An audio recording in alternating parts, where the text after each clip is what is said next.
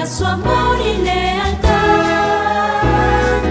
En el diario estudio de nuestra lección y la palabra viva de Jesús.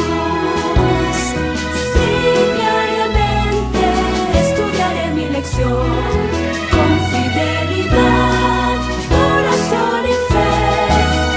Asistiré cada sábado con emoción y una grata ofrenda traeré. ¿Cómo están, amigos televidentes y radio oyentes, como también internautas? Es un gusto saludarles en este día, miércoles 28 de agosto, y agradecidos con Dios que nos da esta oportunidad de poder estudiar la Biblia con ustedes. Estas lecciones de la escuela sabática, que cada día se han puesto bien interesantes, pues van ahora a servirnos todavía más de bendición. Quiero aprovechar para anunciarles a los que vivan en el norte de Dallas, a los que estén pues por ahí por el lado de Sherman y Denison y sus alrededores, que estaré predicando este sábado en la iglesia Advenimiento de Denison Sherman. Si usted quisiera acompañarnos para adorar a Dios con nosotros, llámenos aquí al 214-307-5344 para darle la dirección. Nosotros estaremos allí esta mañana, este servidor, compartiendo la palabra con los hermanos. Y por la tarde estaré predicando en la iglesia central de Irving, en el servicio de adoración de jóvenes. Estaré presentando un tema que me parece es de vital importancia.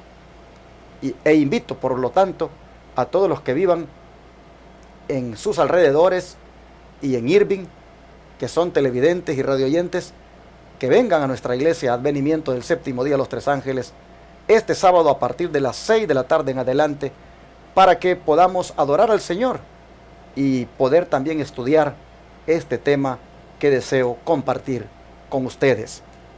Bueno, después de haber dado este anuncio en cuanto al privilegio que tendremos este sábado, quiero proceder a presentar una vez más a mis hermanas con quienes he estado estudiando estos días, como lo son mi hermana Mayra Dimas y mi esposa María Elena. ¿Cómo están? Pues muy bien, gracias a Dios. Estoy muy contenta. Tengan todos muy buenos días. Estamos listos aquí para escuchar la voz de Dios a través de su palabra y esperamos que usted también no se pierda esta bendición. Estamos en este día miércoles haciendo de la educación cristiana una prioridad. Será una lección muy interesante, así es que esperamos que todos ustedes puedan ser bendecidos con ella. Y damos gracias a Dios una vez más porque nos tiene aquí, por seguir aprendiendo en este día miércoles 28 de agosto, y esperamos que juntos sigamos conociendo y sigamos creciendo en la vida cristiana y ayudando a nuestros niños y a nuestros jóvenes en ese crecimiento espiritual. Así que es un gusto estar aquí. Muchas bendiciones para ustedes. Así entonces vamos a dar inicio orando como siempre lo hacemos, y voy a pedir a mi hermana Mayra Dimas que ore aquí, por favor, con nosotros. Querido Padre Celestial, gracias una vez más por el don de la vida, gracias por las oportunidades, gracias porque tú nos usas y tienes a bien que sirvamos, Señor, en tu obra. Y así también sé que en el mundo entero tú tienes hombres y mujeres que te sirven en diferentes áreas. Gracias damos por ello. Amén. Ahora, Señor, que vamos a estudiar y vamos a seguir aprendiendo, rogamos de tu Espíritu Santo. Amén. Y que te puedas manifestar también allá, los que están escuchando, los que están viendo, donde quiera que estén, que ellos también puedan ser impresionados y que tengan ese deseo de crecer más, de servir en tu obra y de ser de bendición para otros. Gracias por todo, en el nombre de Jesús. Amén. Amén, Padre. Una de las responsabilidades que la iglesia tiene es fomentar en la juventud y en la niñez la educación cristiana. Y este día vamos nosotros a enfocarnos en eso, porque es algo que todas las iglesias les debe preocupar. Cómo se educan los hijos de los hermanos, a dónde se educan. Y por lo tanto, la lección de ahora trae el consejo de lo que es ideal hacer. Pero antes de hablar de la educación cristiana como una prioridad que deberíamos tener, pues toda familia y fomentada también por la iglesia, antes de hablar de esto, quisiera que nuevamente retomemos esa manera de tratar a los jóvenes y los niños. Y en esto, Cristo, pues hemos visto, es un gran ejemplo. Como las profecías, María Elena, decían que Jesús haría esa obra de tratar con los niños y los jóvenes, para que nosotros como iglesia también comprendamos la labor que nos han encomendado nuestro Dios. Bueno, para eso vamos a abrir nuestras Sagradas Escrituras y vamos a buscar en el libro de Isaías, capítulo 40, versículo 11. Y nos dice: como pastor apacentará su rebaño, en su brazo llevará los corderos, y en su seno los llevará. Pastoreará suavemente a las recién paridas. Qué hermoso, hermanos, hace esta comparación el profeta Isaías acerca de Cristo. Dice que lo compara como un pastor, porque un pastor dice que tiene un cuidado especial con las ovejas. Y aquí, esta obra que Cristo vino a hacer, hermanos, a este mundo, la vino a hacer como un pastor, donde Él vino y agarrar su rebaño para cuidarlo, para protegerlo, para librarlo de cualquier peligro y para ayudarlo en todas las necesidades que tenía. Él vino a este mundo a hacer una obra muy especial encomendado por su Padre. Por lo tanto, es igual. Dice que esa labor también nosotros debemos de hacer como iglesia. Se nos ha llamado a que nosotros también apacentemos la grey del Señor, y en este caso a los jóvenes. Está haciendo un llamado especial acerca de que cómo nosotros como iglesia tenemos que hacer una labor muy especial en los jóvenes, con mucha paciencia, con mucho amor. Por eso es que Cristo nos da ejemplo de cómo Él vino a hacer esa obra. Nosotros también tenemos que hacerlas a los jóvenes. ¿Qué se siente, Mayrita, cuando se es joven o niño y alguien viene y nos da un abrazo y nos trae al pecho? ¿Qué se siente? Pues es algo que uno se siente especial, que uno se siente querido, que uno se siente amado, que uno se siente que le importa a alguien, que se preocupan por uno, y es muy bonito, más cuando uno está muy joven, muy niño, muy adolescente, porque pues pareciera que ellos no son de tan importancia. Entonces se siente muy bonito que haya alguien que se tome el tiempo y de expresarle a uno un cariño, un sentimiento, y eso es algo que uno agradece. Pues nosotros miramos aquí que la profecía decía que Jesús llevaría a los corderos en su brazo y en su seno los llevaría. Yo veo un cuadro aquí tan tierno de un pastor que agarra el corderito y ahí lo llevan junto al pecho y lo va cargando. Y más que todo, dice, las recién paridas, las que acaban de nacer. ¿Por qué? Porque son tan indefensas. Aquí nosotros miramos, hermanos, el cuadro más tierno que la profecía presentaba acerca del ministerio de Jesús. Cómo Él sería tan amoroso que lo pinta de esa manera, llevando al corderito en sus brazos y en su seno, es decir, junto a su pecho. Y la recién parida, con más razón, que está indefensa. Es posible que la mamá oveja vaya por allí caminando, pero de todas maneras, Él es el que la lleva en su pecho, en su seno. ¿Qué les parece? Este cuadro me impacta, me impresiona. Y cuando vi este texto, me fui al Google y le puse pastor llevando un cordero en su seno. Y luego me fui a imágenes y los cuadros que me dio, qué hermosos. El pastor con su corderito ahí pegado a sus pechos, allí en su seno, allí protegiéndolo, cuidándolo. Hermanos, la recién parida, la que acaba de nacer, la que está indefensa, él desde cuando nace, hermanos, desde cuando nace ya la tiene en su seno. Amén. Pero sabes que ese cordero, pues son los jóvenes y los niños. Y también son los recién convertidos en la iglesia. Los hermanos que recién van llegando son los hermanos, son las ovejas recién paridas. Ellos son los nuevitos. Y aquí nosotros miramos el cuadro de cómo el Señor trata al recién convertido. Cómo el Señor trata al niño, al joven. Y lo bonito del Señor es que aunque seamos viejos, Él siempre nos sigue tratando así. Qué cuadro más hermoso. Pero aplicado al tema que estamos tratando esta semana, que es el de la juventud, pues nosotros vemos cómo el Señor realmente es presentado de esta manera tan amorosa. El don de profecía. ¿Qué nos dice María Elena?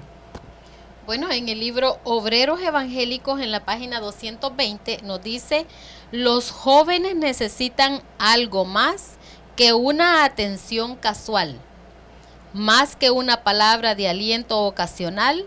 Necesitan labor esmerada, cuidadosa, acompañada de oración. En otras palabras, no debemos de descuidar a los jóvenes, sino que debemos constantemente hablar con ellos, preguntarles cómo se sienten, cómo están, y aparte, cuando se va a hacer un estudio con ellos, debe de hacerse de una forma diligente, esmerada, cuidadosa, acompañada de oración. No debe de ser a la ligera. ¿Por qué? Porque necesitamos mucho del Espíritu Santo, mucha sabiduría, para que ellos puedan entender la lección que nosotros queremos dejarles.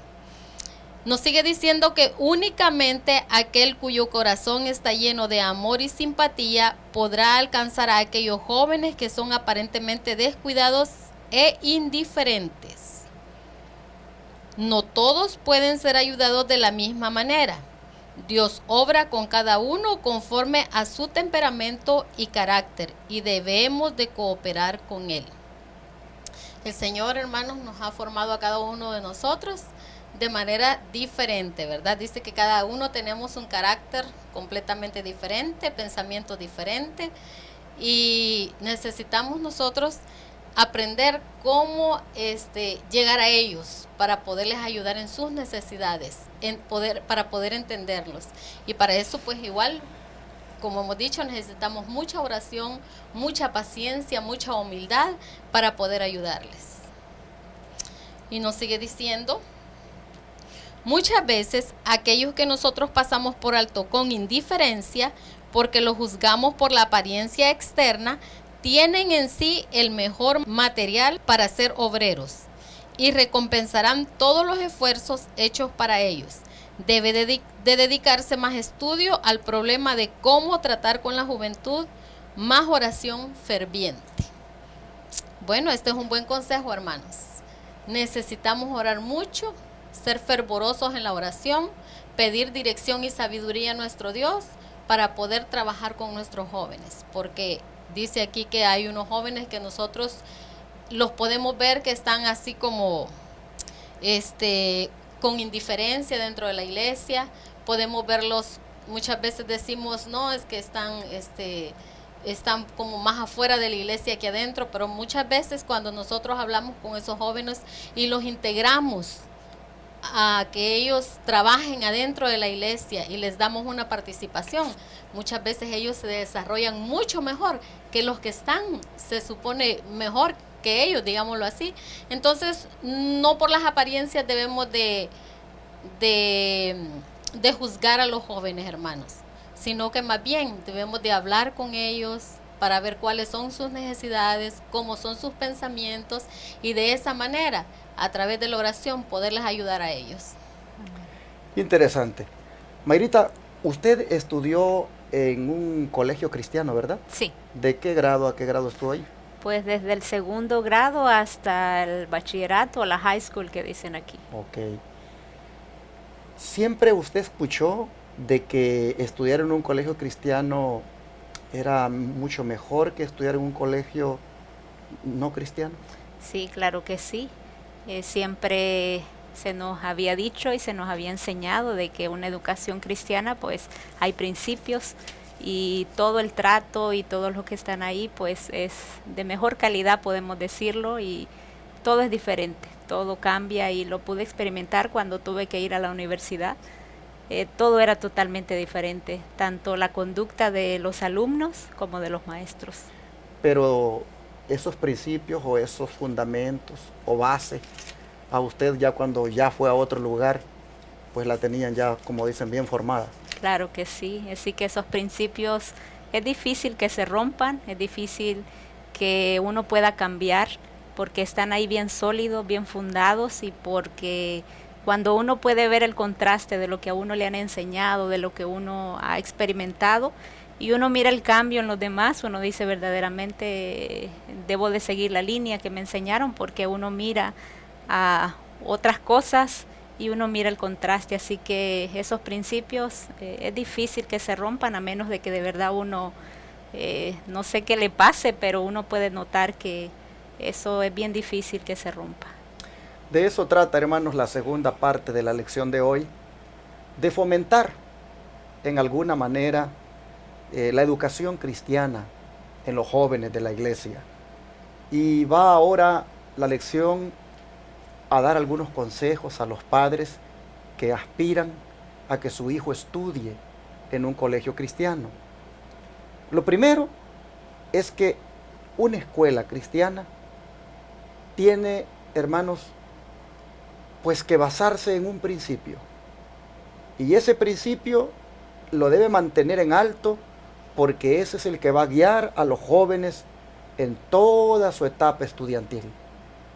¿Cuál es ese principio, hermana Mayra? Vamos a buscar en Proverbios, capítulo 9, versículo 10. El temor de Jehová es el principio de la sabiduría, y el conocimiento del Santísimo es la inteligencia. Entonces podemos ver que el temor a Jehová es ese principio que nosotros tenemos que tener, que nuestros jóvenes tienen que tener, que les tenemos que enseñar, ese conocimiento de Dios. Sabemos que ese es el fundamento de toda educación verdadera y la encontramos en la palabra de Dios. Esta palabra que dice de que el temor de Jehová es el principio de la sabiduría, hermanos, lo que está diciendo es de que lo que debe guiar, para contestar la pregunta, ¿verdad?, con este texto, lo que debe guiar a los jóvenes de toda escuela cristiana es el respeto a Dios. Toda escuela cristiana debe inculcar el respeto a Dios, el ser reverentes a Dios y conocer dentro de todos los conocimientos que va a adquirir en esa escuela, conocer primeramente a Dios. Si así se maneja una escuela, hermanos, está prácticamente haciendo la labor como pues Dios espera. Y pues esto solo se puede encontrar en una escuela cristiana. Por eso es que es importante hacer el esfuerzo de que pues se coloquen a los hijos en una escuela que se maneje con este tipo de fundamentos, con este tipo de valores, donde la persona ahí conozca al Señor, aprenda a respetarlo y de esa manera, conociéndolo a Él, adquiera inteligencia para vivir, prudencia para vivir, que es la sabiduría. ¿Por qué, María Elena, según la primera cita del Espíritu de Profecía acá, bueno, las dos que hay ahí seguiditas, por qué esto es importante? Bueno, según el libro Testimonios, tomo 6, página 114, nos dice que es apremiante para los observadores del sábado separar a sus hijos de las asociaciones mundanales y colocarlos bajo los mejores maestros, quienes harán de la Biblia el fundamento de todo estudio. Entonces podemos ver aquí que es apremiante, hermanos. Aquí dice para los observadores del sábado. Pero la verdad, hermanos, que también yo creo que deberían de tomarse en cuenta aquí todas las instituciones cristianas, porque este debería de ser el objetivo para todas las instituciones cristianas. Y especialmente dice para los del sábado, de que nuestros hijos no se asocien no tengan esa sociedad con los mundanos. ¿Por qué? Porque si no, ellos tienden a hacer lo que los otros hacen. Muchas veces estos están mal instruidos, que muchas veces a los propios cristianos, a los jóvenes cristianos, si no están bien fundamentados en la palabra de Dios, pues los pueden sacar de la idea que ellos tienen. Por ejemplo, en las universidades, el joven cristiano que no está, pero bien fundamentado en cuanto a la creencia de que Dios es nuestro creador, ahí le transforma la mente. Entonces, por eso es bien apremiante de que estos jóvenes se les inculque los mejores valores y que el fundamento del estudio de ellos sea nada más la Biblia. Y hermanos, aquí entonces tiene mucho que ver la clase de maestros que esa institución cristiana contrate. Por eso dice en Consejo para los Maestros, Padres y Alumnos, página 106, que se tiene que emplear un maestro cristiano que como misionero consagrado eduque a los niños de tal manera que los induzca a llegar a ser misioneros.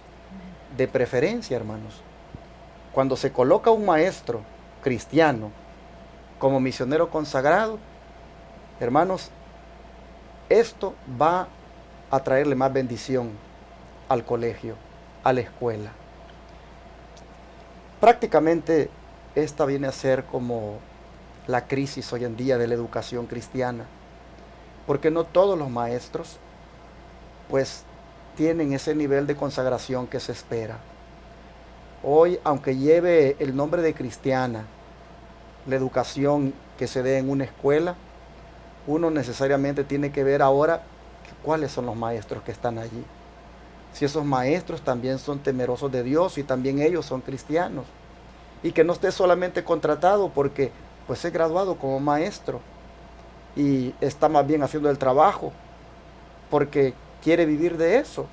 Esa es su profesión. De preferencia, dice, que fueran maestros como misioneros, porque eso mismo inculcarían a sus alumnos. De manera que hay que tomar en cuenta esto. Hermanos, cuando hablamos de la educación cristiana, es bueno también que las iglesias pues también busquen hacer accesible la educación a la mayor parte de la iglesia. No se puede estar hablando de una educación cristiana con altos precios de matrícula, de colegiatura, de mensualidades, porque entonces son unos pocos las que la pueden obtener. También debemos en esto tener ese espíritu de misión cuando establecemos una escuela de iglesia, de que sea accesible aún en cuanto al costo para los alumnos. Hay algunos consejos, hermana Mayra, que la sierva del Señor da de aquí para adelante en la lección, cuando se trata de pues uno querer colocar a un hijo en una escuela cristiana. ¿Cuáles son esos consejos? Sí, nos dice aquí en Testimonios para la Iglesia, tomo 6, página 201. Muchas familias que con el objeto de educar a sus hijos se trasladan a los lugares donde están establecidas nuestras escuelas principales, prestarían mejor servicio al maestro si se quedaran donde se encuentran. Debieran animar a la iglesia de la cual son miembros a establecer una escuela de iglesia donde los niños que habiten dentro de sus confines puedan recibir una educación cristiana perfecta y práctica. Sería muchísimo mejor para sus hijos, para ellos mismos y para la causa de Dios, si se quedaran en las iglesias más pequeñas, donde más se necesita su ayuda. en lugar de ir a las más grandes, donde a causa de que no se les necesita, existe la constante tentación a caer en la inercia espiritual. Entonces vemos aquí como cuando se va a esos lugares grandes, pues tal vez hay talentos, tal vez hay disposición, hay deseo de servir, hay mucho que se puede hacer con aquellos que se van lejos, y allá dice que hay una inercia espiritual, o sea, una pereza o una parálisis o una incapacidad. Entonces ya no pueden hacer lo que quizás hicieran si estuvieran en las iglesias pequeñas, si estuvieran en esas escuelitas pequeñitas, donde se aprovecharía más tanto lo de los maestros como lo de los alumnos, lo de los padres, todo trabajarían en equipo si estuvieran en esos lugares pequeños. Pero al irse donde allá hay demasiada gente, donde pues se les hace a un lado, están sentados, no pueden trabajar como se debería y no se están educando de la manera correcta. Así que qué bueno sería que hubieran esos lugarcitos, que se abrieran lugares pequeños, y como dijo usted, que esté esa facilidad. Yo siempre recuerdo desde que iba al colegio muy pequeñita, que muchos amiguitos míos querían ir de la iglesia o personas que no eran adventistas, pero lastimosamente no podían porque no tenían los recursos. Y es triste porque ahí está la educación, ahí están los principios, el mensaje, pero ellos no lo podían recibir porque no tenían esa facilidad, y por lo tanto pues ¿cuánto se pierde? ¿Cuántos niños, adultos, jóvenes que tal vez quieren ir no pueden porque no tienen los recursos? Así que es muy triste. Es interesante cómo la sierva del Señor en su tiempo, cuando ella daba estos consejos, pues la educación cristiana pues apenas empezaba y no habían escuelas de iglesia, pues muchas. Y digamos, si había una en Battle Creek, pues todos querían irse a vivir a Battle Creek para poner allá a sus hijos. Y ella venía y decía, no, allí donde están las iglesias, allí traten de abrir escuelas. Pues en aquellos tiempos no se requería una gran infraestructura.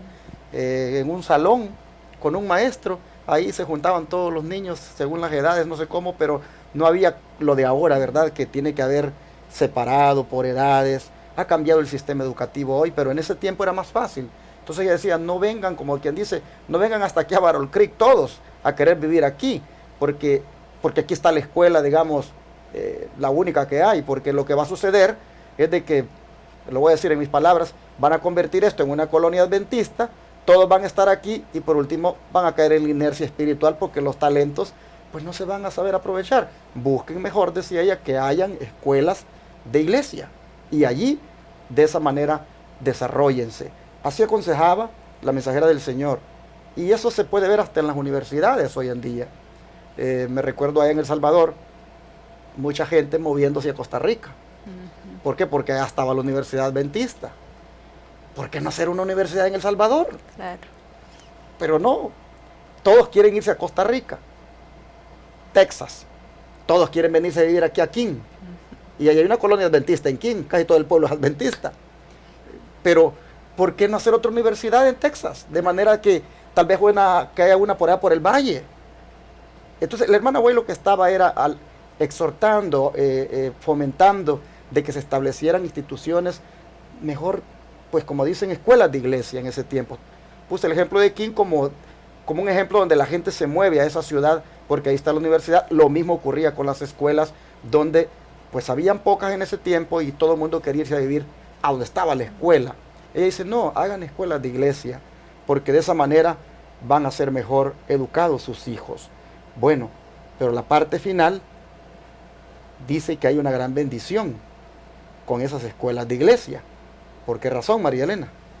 Bueno, el libro Consejos para los Maestros, Padres y Alumnos, en la página 158 y 159 nos dice que el Señor quiere usar la escuela de iglesia para ayudar a los padres en la educación y preparación de sus hijos para el tiempo que nos espera. Por lo tanto, dedíquese la iglesia con fervor a la obra de esta escuela y haga de ella lo que el Señor quiere que sea. Yo creo, hermanos, que este es un desafío para todas las iglesias que todavía no tenemos escuela, porque el Señor tiene un propósito para estas escuelas, y es de que nuestros hijos sean preparados para el tiempo que nos espera. El tiempo que vivimos ahora está difícil, pero aún dice la palabra de Dios que falta muchas cosas por venir y que todavía no hemos llegado al fin. Así es que mientras más cerca esté la venida de Cristo, Satanás trabajará mucho más, inventando más pecado donde los jóvenes puedan ser atraídos hacia él. Por eso es que esta es la idea de que se hagan estas escuelas, porque el Señor quiere que nos preparemos y preparemos a nuestros hijos para estos tiempos difíciles, y que el Señor nos ayude para que podamos hacer esta obra tal como Él quiere que la hagamos. Así, mis hermanos, llegamos al final de la lección de hoy con esta exhortación, con esta, digámoslo así, instrucción de lo que implica el trabajar con la juventud. Tratarlos de la manera como Cristo estaba profetizado que trataría a los jóvenes, y también fomentando en ellos una educación cristiana como algo prioritario para sus vidas. Vamos a pedir a Dios que ayude a cada padre, que nos ayude a todos, para que en alguna manera Él nos permita y nos conceda pues los recursos y al mismo tiempo la manera de cómo llevar a la práctica esto. Algunas veces pues este ideal no se alcanza por falta de recursos, y también porque se ha hecho tristemente de la educación un negocio, y aunque sea cristiana, pues como dije, con los precios exorbitantes que se cobran allí, a veces eso pues parece ser como que es algo exclusivo de algunos nada más. Necesitamos orar para que pues Dios en alguna forma pues abra oportunidades, se puedan dar estas formas de educar como son las escuelas de iglesia. Hoy en día pues las leyes han cambiado, el sistema educativo ha cambiado tanto que ahora hacer escuelas de iglesia pues requiere de toda una serie de procesos, una serie de requisitos que se vuelven muy difícil, y pues muchas veces no se cuenta ni con la infraestructura para eso. Pero oremos para que si no se puede, por lo menos los padres hagan homeschool, hagan escuela de hogar con sus hijos, como lo hemos venido diciendo en estos tiempos atrás. Pidamos a Dios sabiduría, pidamos a Dios la dirección, y que en alguna forma pues podamos llegar a esto que hemos estudiado. ¿Qué les parece? Oramos. Vamos a arrodillarnos. Amado Padre, te agradecemos por exhortarnos de esta manera a que la educación cristiana sea, Señor, una prioridad en todo joven y niño de la iglesia. Amén. Señor, te pedimos ahora que nos ayudes para que podamos tener siempre los recursos, las herramientas, las maneras, Señor, de cómo poder llevar a la práctica toda esta exhortación. Te suplicamos, mientras tanto, que el espíritu con el que Jesús estaba profetizado que atendería a los más jóvenes y niños, la iglesia lo tenga, y todos nosotros como individuos lo tengamos. Rogamos tu bendición, tu ayuda. Pedimos por todos los padres que quisieran tener un hijo o una hija en una escuela cristiana y no tienen los recursos. Te pedimos, Señor, que proveas para ellos, y también rogamos por esas escuelas cristianas que ya hay, que también, Señor, tengan programas o tengan maneras de cómo ayudar al que no tiene.